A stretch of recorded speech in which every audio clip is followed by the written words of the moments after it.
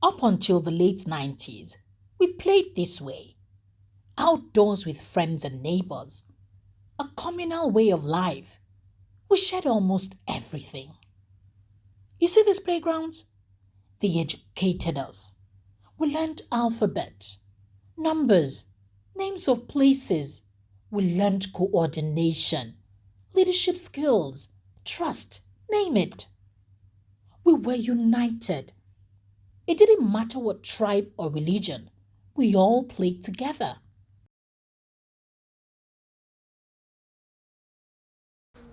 Like I didn't even see people I could play with when I was growing up. Like from my house.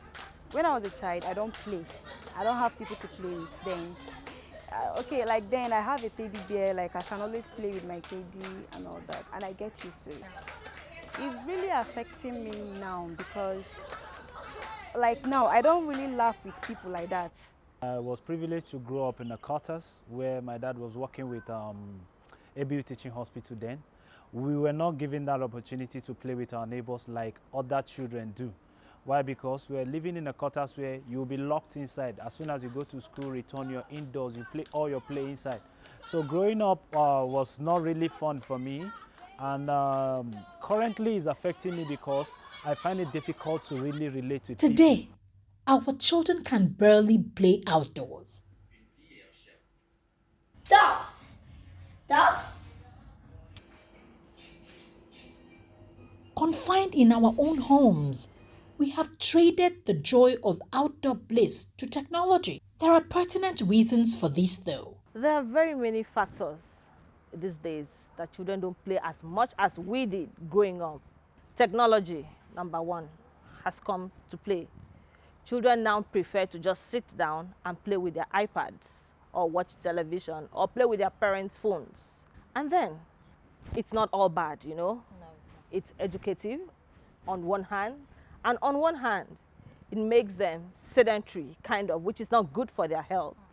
On the other hand, again, exposing children to internet could be dangerous security-wise, you know. A lot of horrible people, stalkers, kids, kidnappers, pedophiles on the internet these days. So those are the risks associated with technology and children. So parents need to be vigilant on what children, the things children do when they are online. Even the cartoons they watch these days, they're adult cartoons, they are teen, they introduce some things that our culture does not accept. And we played, during our time we played so many, it helped us. It was so educating. But today's children, we don't have space. How we long for those days of big shady trees, a playground filled with sand, children's giggles and laughter-filled air. And of course, a touch of shine on our fingers. My childhood was fun, a lot of fun. Growing up, I played a lot. I had lots of friends.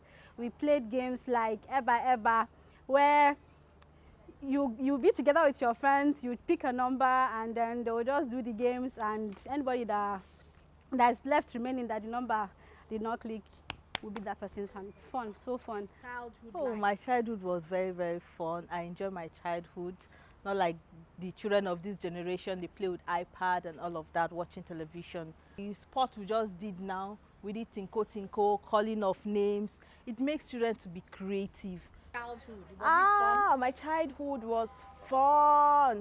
We played this tente, tinko, bread and butter, I call on, and it's creative. Like you tax your brain, you ask yourself questions, especially this I call on, or name of animals, name of cars, name of countries and all that. And it was fun. It was fun, and it's more like an exercise because you get to. I played very well. We are three boys and a girl.